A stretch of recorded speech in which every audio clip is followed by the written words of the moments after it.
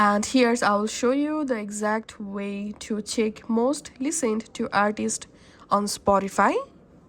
To do that, you have to open a browser and search for stats for Spotify and open this website statsforspotify.com.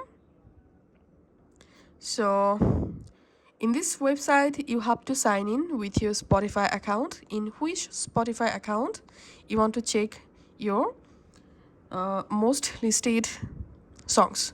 Okay, once you are here under stats for Spotify, you have to tap on top artist, and in here you will find your most listened to artist on Spotify. You can select last 4 weeks, you can select last 6 months or last 12 months. So that's how you can check. Thanks for watching.